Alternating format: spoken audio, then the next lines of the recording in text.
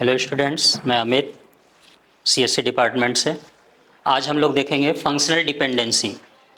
Functional dependency क्या होती है, इसके टाइप्स। ठीक है, तो फंक्शनल डिपेंडेंसी, इसको शॉर्ट फॉर्म में एफडी भी बोला जाता है। FDs, functional dependency. हमने फंक्शनल डिपेंडेंसी ये चैप्टर देखना है। अब फंक्शनल डिपेंडेंसी में हम देख पा रहे हैं यहाँ पर एक टेबल दे रखी है, एक रिलेशन आर दे रखा है जिसमें फील्ड है एक्स, वाई और जेड। एक्स के प्रत्येक वन के लिए वाई की वैल्यू 4 आ रही है, या इसको ऐसे भी इंडिकेट कर सकते हैं आर एक्स, वाई और जेड।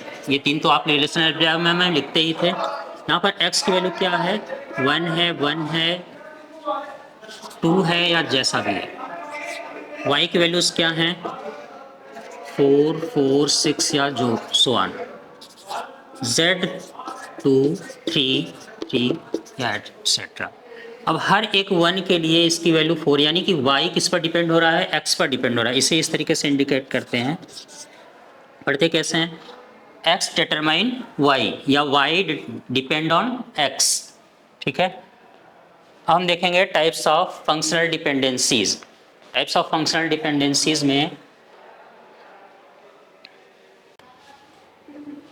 अब ये सेकंड क्वेश्चन है।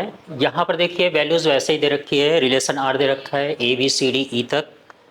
फंक्शनल डिपेंडेंसी दे रखी है ए से बी, बी सी का कॉम्बिनेशन डी, ई से सी और डी से ई। अब यहाँ ये ध्यान देने वाली चीज़ है कि आपके जितने भी वैल्यूज़ हैं यहाँ पर, उसमें देखिए यहाँ पर बी मिल गया, डी मिल गया, सी मिल गया, ए भी मिल गया, लेकिन यहाँ पर ई नहीं मिल पा रहा है दाहिने साइड में।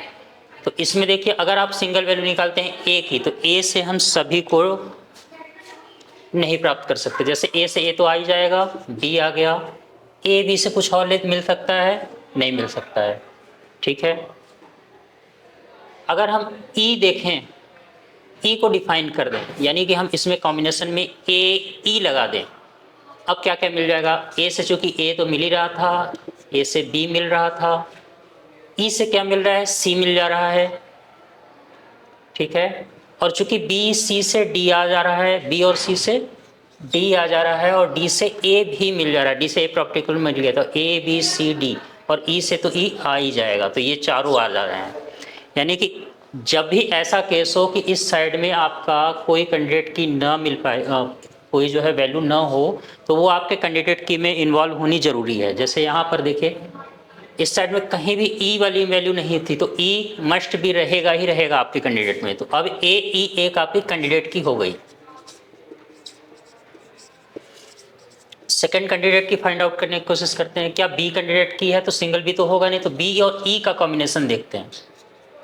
तो बी से तो बी आ ही जाएगा, और ई से ई आ जाएगा, ई से सी भी आ जा रहा है, बी और सी से डी का कॉम्बिनेशन बन गया, और आपका डी से ए आ गया, तो बी ई भी हमारी एक कैंडिडेट की हो गई। सेकेंड वैल्यू क्या है, ए मिल गया, बी हो गया, सी। क्या सी ई का कॉम्बिनेशन हमारी कैंडिडेट की है, तो सी से देखिए कुछ है, नहीं है। ई से, सिंगल ई से सी मिल गया, सी से सी तो आ ही जाएगा, ई से ई आ जाएगा, बी सी सी ई, सी और ई, ए बी सी डी ई, ए से बी, बी सी से डी, ई से सी और डी से ए। देखिए ये कैंडिडेट की नहीं है, क्योंकि इसमें सी ई से केवल सी ई ही मिल पा रहा है, तो ये कैंडिडेट की हमारी नहीं हुई। क्या डी ई कैंडिडेट की है, तो डी से तो पहले डी ई लिख ही लीजिए कि इतना तो होगा ही होगा। डी से ए मिल जा रहा है, ए से बी मिल जा रहा है, और ई से सी मिल जा रहा है, और बी सी से डी मिल जा रहा है, तो ए बी सी डी ई, ये भी हमारी कैंडिडेट की हो गई। अब ई से हमें क्या मिल पाएगा, केवल सी मिल पाएगा, और सी से कोई और वैल्यू नहीं मिल पाएगी। तो हमारी जो ई है, ई से क्या मिल जाएगा, सी मिल जाएगा और ई मिल जाएगा, इसके अलावा और कुछ मिल नहीं पाएगा, तो ये भी हमारी कैंडिडेट की नहीं है। तो इस क्वेश्चन में हमें 3 कैंडिडेट की मिल गई, कौन कौन सी, देन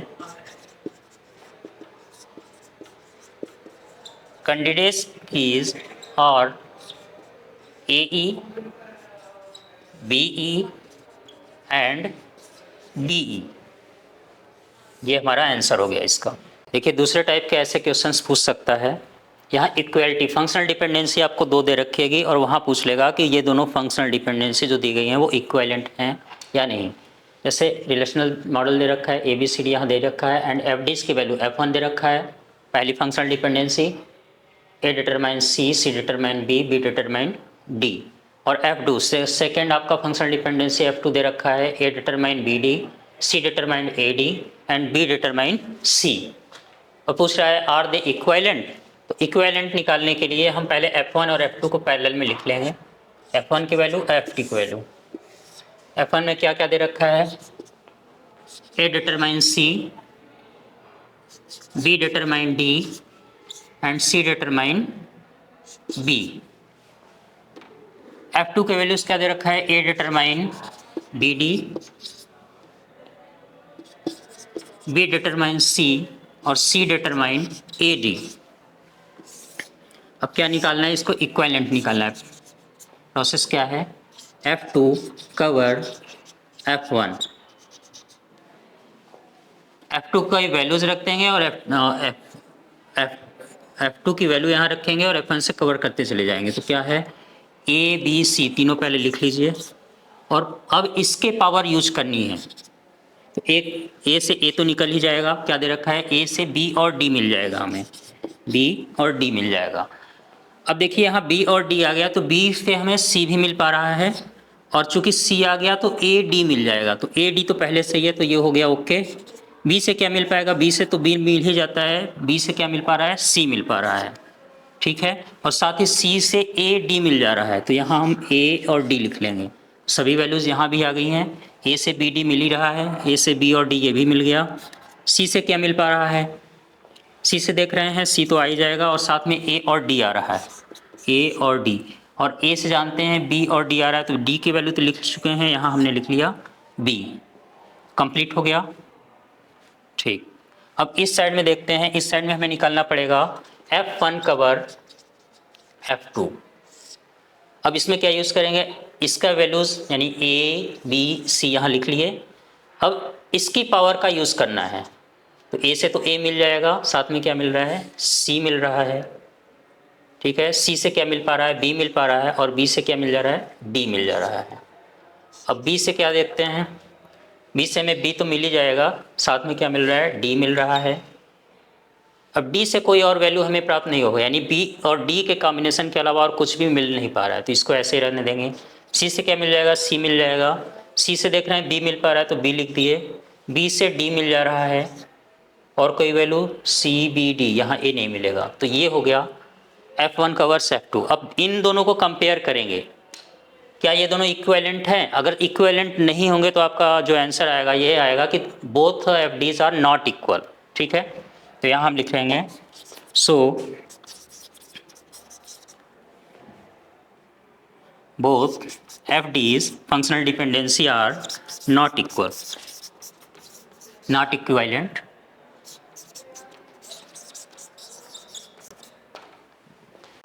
अनदर एग्जाम्पल में दूसरा दे रखा है, देखिए सेम एज वैसे ही क्वेश्चन है, यहाँ भी इक्वलिटी आपको निकालनी है तो वही प्रोसेस यहाँ भी अप्लाई करेंगे। किस तरीके से, पहले F1 और F2 को वैल्यू लिख देते हैं, F1 और F2 पैरेलल में लिख दीजिए। क्या क्या दे रखा है, F1 दे रखा है A to C, A determine C, AC determine D, E determine AD and E determine H। F2 में क्या दे रखा है, F2 में दे रखा है A determine CD, A determine CD, E determine AH। अच्छा इसको इसके सामने लिख लेते हैं, इजी रहेगा, सॉरी, E डिटरमाइन AH। अब सेम वैसे ही निकालेंगे यहाँ भी, F2 कवर्स F1 और इधर निकालेंगे F1 कवर F2। इन सभी वैल्यूज को यहाँ लिख लेंगे A, AC, E और E। ठीक, दो बारी लिखने की ज़रूरत ही नहीं है, तो एक बार हटा दीजिए। अब पावर इसकी यूज़ करना है, क्या करेंगे, ए से ए तो निकल ही जाएगा, साथ में क्या निकल रहा है, सी और डी। ठीक, सी डी के अलावा और कुछ भी नहीं दे रखा है, तो इसकी वैल्यूज यही हो जाएगी। ए सी की वैल्यू, चूंकि ए से ए मिल जाएगा, सी तो मिल ही जाएगा, साथ में ए है तो सी और डी दोनों आएंगे, तो सी पहले लिख लिया है, डी और लिख लीजिए। ई से क्या क्या मिल पा रहा है, ई से ई मिल जाएगा, साथ में ए और एच मिल पा रहा है, और चूंकि ए आ जा रहा है तो हमारे सी और डी भी आ जाएंगे, सी और डी। और कुछ है इधर, कुछ भी नहीं, तो सभी वैल्यूज लिख ली गई। चूंकि ई एक बार है तो दो बार लिखने की यहाँ जरूरत नहीं है। अब इस साइड में आते हैं, F1 कवर्स F2, यहाँ पर क्या लिखना है, ए की वैल्यू और ई की जितने भी हैं क्लोजर्स, वो सभी क्लोजर्स इधर निकाल लेंगे। तो ए के कौन कौन से क्लोजर हैं, पहले तो ए तो स्वयं अपने आप में निकल आएगा, ए से सी मिल जाएगा हमें, चूंकि देखिए ए सी दोनों आ गए तो डी भी आ गया,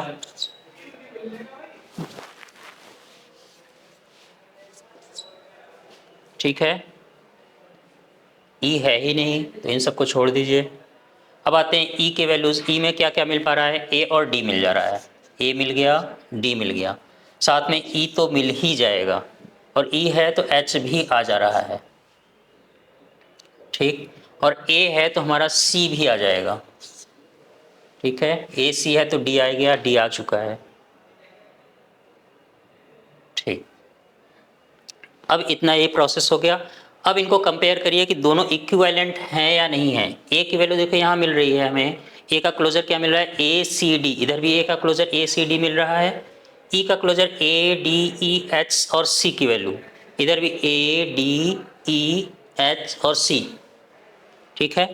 अब इधर इतना पॉइंट एक एक्स्ट्रा मिल रहा है हमें, ए सी क्लोजर ए सी डी, चूंकि ए सी इसी में है इंक्लूडेड, तो इसको कंसीडर करने की जरूरत ही नहीं है, ठीक है। तो ये इसके इक्विवेलेंट है, इसलिए हम लिख पाएंगे then both F Ds are equivalent,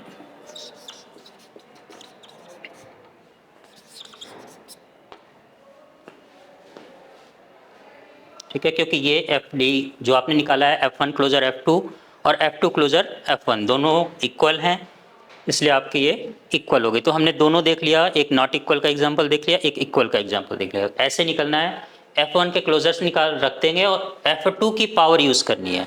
इसी तरीके से इस साइड में F2 रखेंगे और F1 की पावर यूज़ करनी है। हम टाइप्स ऑफ फंक्शनल डिपेंडेंसी देखेंगे। तीन टाइप्स की फंक्शनल डिपेंडेंसीज होती हैं, full functional dependency, partial functional dependency और transitive functional dependency. Full functional dependency में क्या होता है, फुल फंक्शनल डिपेंडेंसी में सपोजिट आर दे रखा है एक्स वाई और जेड, जहाँ पर एक्स आपकी कैंडिडेट की है, यानी कि एक्स आपकी कैंडिडेट की हो गई,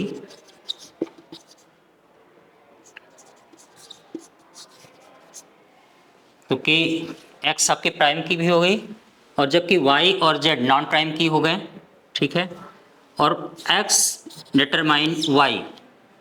तो यहाँ एक prime attribute non prime attribute को इंडिकेट करता है, वो कहलाती है हमारी full functional dependency. Partial functional dependency, यहाँ पे देखिए एक्स क्या है, where X is prime attribute, y is not prime attribute। Prime attribute कहते किस हैं, ये भी आपको पता होगा कि जो कैंडिडेट की का पार्ट होती है उन्हें हम प्राइम एट्रीब्यूट कहते हैं, और जो कैंडिडेट की का पार्ट नहीं होती है उन्हें हम प्राइम एट्रीब्यूट नहीं कहते, यानी वो नॉन प्राइम एट्रीब्यूट होते हैं। तो सेकंड देखते हैं हम, फुल फंक्शनल डिपेंडेंसी में तो आपने देखा कि एक प्राइम एट्रीब्यूट पर डिपेंड होता है non prime attribute. Second partial dependency में क्या होता है, पार्शियल फंक्शनल डिपेंडेंसीज, इसमें क्या होता है, देखिए जैसे एक रिलेशन है आर एक्स वाई जेड, या ए बी सी डी इसको लिख करके इंडिकेट करते हैं, ए बी सी डी। इस केस में क्या होगा, अगर हमारा ए बी ये कंसीडर कर रहा है सी को, यानी सी डिटरमाइन ए बी डिटरमाइन सी या सी डिपेंड ऑन ए बी। इस केस में देखिए जो कैंडिडेट की हो गई आपकी क्या हो गई,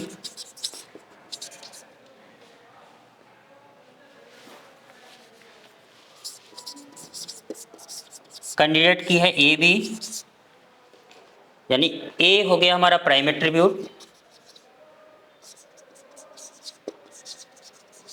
साथ में बी भी हमारा प्राइम एट्रीब्यूट,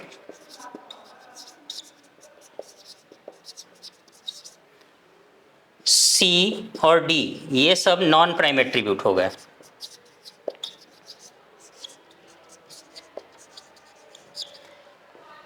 अब यहां तक तो सही है, लेकिन अगर ए इंडिकेट करने लगा डी को अकेले, यानी एक पार्ट जो कैंडिडेट की का एक पार्ट, यानी एक prime attribute non prime attribute को तो कर ही रहा था फर्स्ट वाले केस में भी, लेकिन यहाँ क्या चेंजिंग आ गई फर्स्ट से, एक कैंडिडेट की हमारा जो था वो था ए और बी पूरा मिलकर के, इसका एक पार्ट यानी ए या केवल बी अगर इंडिकेट करने लगता डी को या केवल ए इंडिकेट कर रहा है डी को, तो ये कहलाएगी हमारी पार्शियल फंक्शनल डिपेंडेंसी, यानी उसका एक पार्ट अगर नॉन की एट्रीब्यूट को इंडिकेट करने लगे तो ये हमारा कहलाएगा पार्शियल फंक्शनल डिपेंडेंसी। अब थर्ड देखते हैं ट्रांजिटिव फंक्शनल डिपेंडेंसी।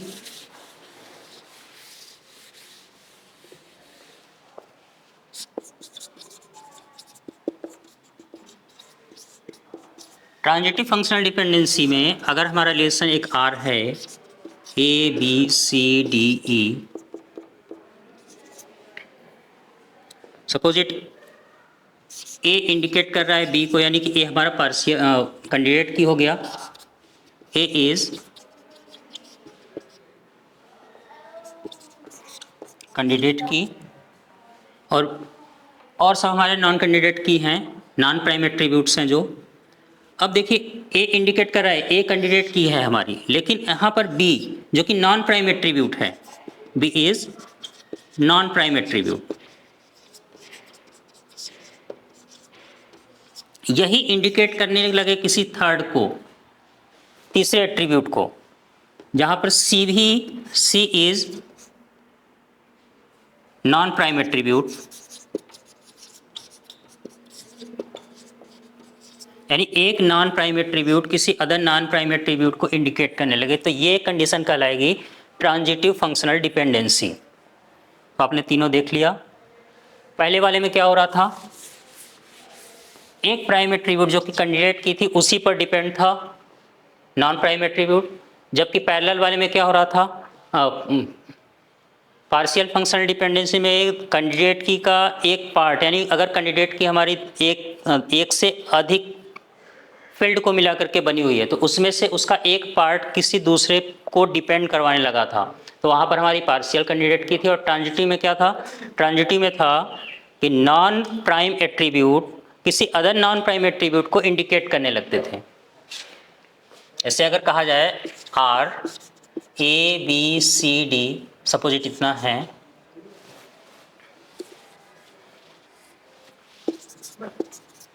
पहले कंडीशन में क्या था, A depend B where A is prime attribute and B is not prime attribute.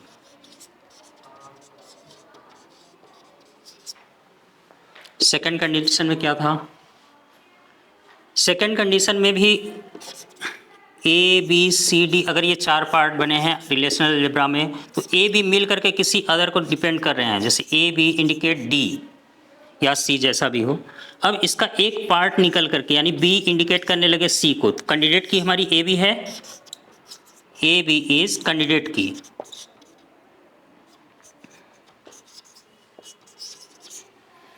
अब इस कैंडिडेट की का एक पार्ट यानी बी इंडिकेट करने लगे किसी अदर को, तो ये हमारी क्या कहलाएगी, partial functional dependency.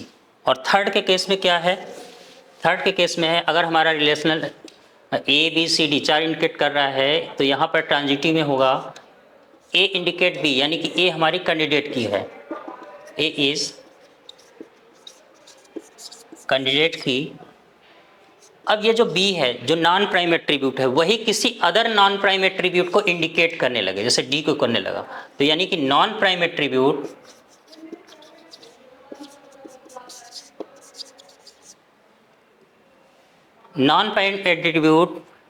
Depend on other non prime attribute, तो ये कंडीशन हमारी कहेगी ट्रांजिटिव फंक्शनल डिपेंडेंसी। ठीक है, इसके बाद हम नेक्स्ट क्लास में देखते हैं अदर इंपॉर्टेंट क्वेश्चन जो इन पर डिपेंड है।